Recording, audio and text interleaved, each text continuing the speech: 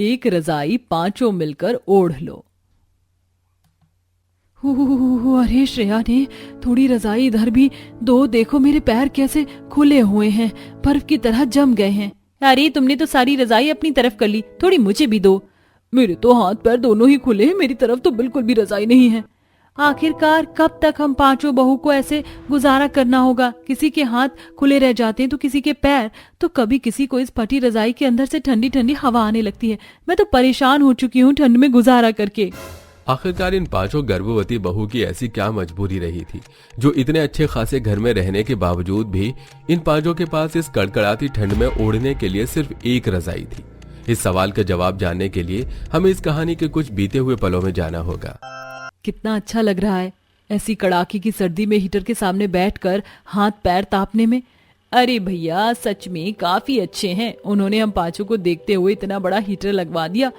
अब तो सारी सर्दी हम इस हीटर में आराम से हाथ पैर सेकेंगे।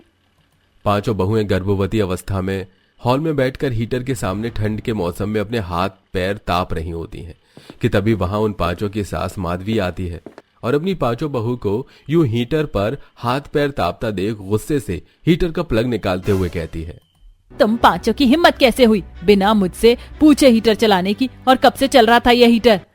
आप तो जानती हैं कि ठंड का मौसम है और हम पांचों ही पेट से हैं, इसलिए हम लोग हीटर में हाथ पैर ताप रहे थे। और वैसे भी ये हीटर मेरे भैया ने दिया है। भले ही हीटर तेरे भैया ने दिया था, लेकिन चल तो मेरे घर की बिजली से रहा है। ये हमारे घर की बिजली का बिल भी क्या तेरा भैया भरता है? ये हीटर मैं अपने कमरे में लेकर जा रही हूँ और खबरदार अगर मुझसे बिना पूछे तुम पांचों में से किसी ने हीटर चलाया तो। अब यहाँ बैठे बैठे शक्ल क्या देख रही हो मेरी? जाओ जाकर मेरे लिए चाय बनाओ, और हाँ एक ही कप चाय बनाना, पता चले तुम पांचों भी भर भर कर चाय पी रही हो। माधवी हीटर लेकर अपने कमरे में चली जाती है। वहीं पांचों गर्भवती बहुएं ठंड से कांपती हुई किचन में जाकर अपनी सास के लिए चाय बनाने लगती हैं। माँ जी हमारे साथ ऐसा सुलूक क्यों करती हैं?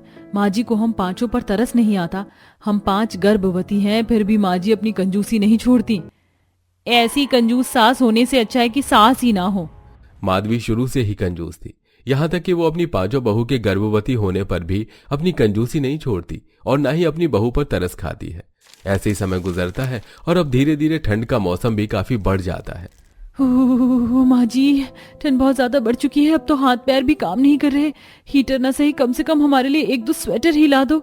माँ जी बहुत ज्यादा ठंड है, हमारे पास तो रजाई तक नहीं है।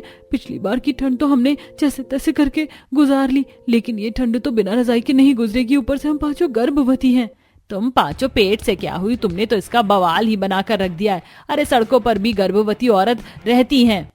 भगवान के लिए हम पर दया खाओ माँ जी, हमारे लिए सिर्फ एक ही रजाई ला दो। अच्छा ठीक है ला दूंगी एक रजाई, पर फिर तुम्हें उस एक रजाई में गुजारा करना होगा।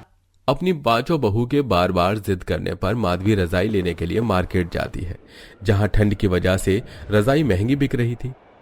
ये रजाई 5,000 रुपए की है और ये 6,000 रुपए की, और हमारे पास कुछ पुराने डिजाइन भी हैं, जैसे कि ये 300 रुपए की। अरे सिर्फ 2 महीने की तो ठंड है, इसमें क्या ही इतनी महंगी रजाइयां लेना। भैया आप मुझे ये 300 रुपए वाली रजाई दे दीजिए। माधवी अपनी पांचों गर्भवती बहू के लिए सस्ती सी रजाई लेकर आती है। पांचों बहुएं जैसे ही रात को सोते वक्त उस रजाई को खोलती हैं तो वो रजाई काफी छोटी निकलती है, और इस तरह कभी किसी के रजाई से पैर बाहर निकल रहे थे तो कभी किसी के हाथ, और जहां जहां से रजाई फटी हुई थी वहां से ठंडी ठंडी हवा घुसती है। आखिरकार हमने ऐसे क्या पाप किए थे जो हमें ऐसी कंजूस सास मिली है? माँ जी को हम पर जरा भी तरस नहीं आता है कि उनकी 5-5 बहुएं हैं, वो भी पेट से। भला कितनी कंजूसी करने का भी क्या फायदा? पैसा क्या माँ जी अपनी छाती पर रख कर लेकर जाएंगी? उस छोटी फटी पुरानी रजाई में पांचों बहुएं रात भर ठीक से सो नहीं पाती और रजाई होने के बावजूद भी ठंड से कपकपाती रहती हैं। माँ जी 3-4 दिन से हम उस एक रजाई को बड़ी मुश्किल से ओढ़ कर सो पा रहे हैं। कम से कम अगर आपको एक रजाई लेनी थी तो बड़ी तो ले लेती, जो हम पांचों को पूरी पड़ती। जितना है उसमें खुश रहो। इतनी अच्छी तो मैंने तुम लोगों के लिए रजाई ली है, लेकिन फिर भी नखरे दिखाने हैं। चुपचाप से एक रजाई पांचों की पांचों ओढ़ लो, समझी? अपनी सास की बातें सुनकर बेचारी पांचों गर्भवती बहुएं दुखी हो जाती हैं और वापस अपने कमरे में आ जाती हैं। अगर हमारे पास पैसे होते तो बिना माँ जी के हम लोग अपने लिए एक नई रजाई ले आते। हम लोग एक काम करते हैं, इस फटी हुई रजाई को इन चादरों की मदद से सिल लेते हैं और थोड़ी बराबर कर देते हैं। पांचों बहुएं मिलकर फटी हुई रजाई के हिस्सों पर चादर के टुकड़े लगा देती हैं। साथ ही साथ चादर की मदद से वो छोटी सी रजाई को थोड़ा बड़ा भी कर देती हैं। तभी उनके कमरे में माधवी आती है और ये सब करते हुए देख लेती है। तुम पांचों का दिमाग तो नहीं खराब हो गया है? मेरी इतनी महंगी चादर को खराब कर दिया। हम क्या करते, हमारे पास कोई और रास्ता नहीं बचा था। आखिरकार इस पूरी ठंड में हमें यही एक रजाई में गुजारनी है। बहुत हो गया तुम पांचों का, बहुत नुकसान कर चुकी हो मेरा। अब तुम पांचों को पूरे 2 महीने तक खाना नहीं मिलेगा। खाना ना खाकर तुम पांचों मेरी इस नुकसान की भरपाई करोगी।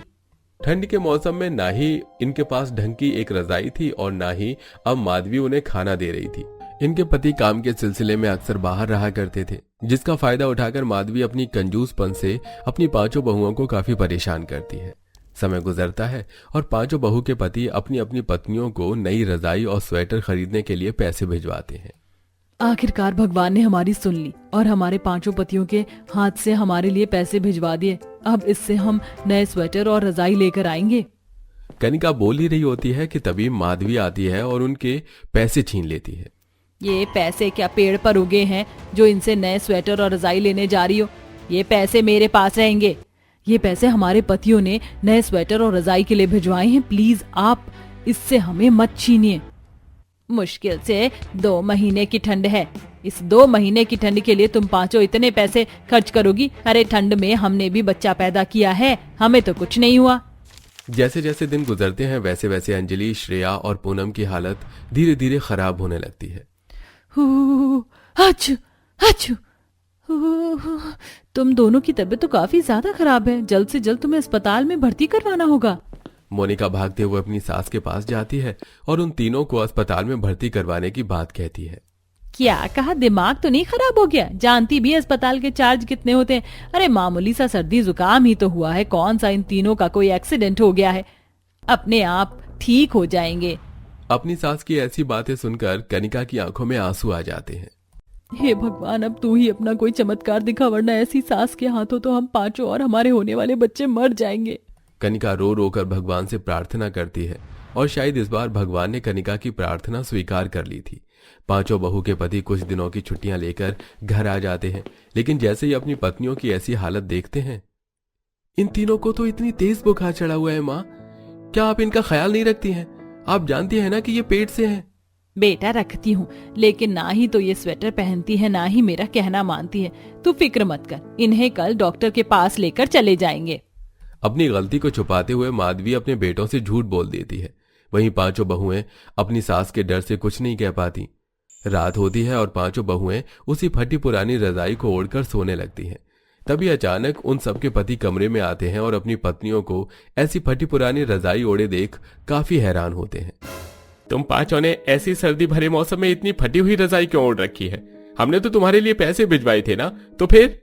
पतियों के पूछने पर सभी बहुएं रोते हुए अपने पतियों को सारी सच्चाई बताती हैं, जिससे पांचों बेटे गुस्से से तिलमिला उठते हैं और अपनी मां के कमरे में जाते हैं। कंजूस बनने की भी हद होती है। हमारे पैसे भिजवाने के बाद भी आपने हमारी पत्नियों को नई रजाई और स्वेटर लेने नहीं दिया। अरे जरा उनकी हालत तो देखिए। बेटा, मैं तुम पांचों के पैसे बचा रही थी। अगर पैसे बचाऊंगी तो ही तो आगे चलकर हमारे काम आएंगे। पैसे बचाने की बात तो आप करिए मत। जब खुद पर खर्च करने की बारी आती है तो आप जरा भी कंजूसी नहीं करती, और जब अपनी बहू की बारी आई तो आपने तो हद कर दी। अब हम आपके कमरे के सारे रजाई और कंबल लेकर जा रहे हैं। जब आप खुद इस कड़कड़ाती ठंड में चादर में सोएंगी ना, तभी अकल ठिकाने आएगी। पांचों बेटे अपनी मां के कमरे से रजाई और कंबल लेकर वहां से चले जाते हैं, जिसके बाद अब माधवी को इस कड़कड़ाती ठंड में चादर ओढ़ना पड़ता है।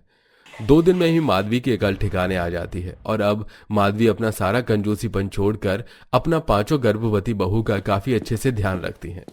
तो दोस्तों, कैसी लगी आपको हमारी कंजूस सास की ये कहानी? हमें कमेंट में जरूर बताएं। साथ ही आपको हमारी स्टोरी की कौन सी बहू ज्यादा पसंद है, हमें ये भी बताइए।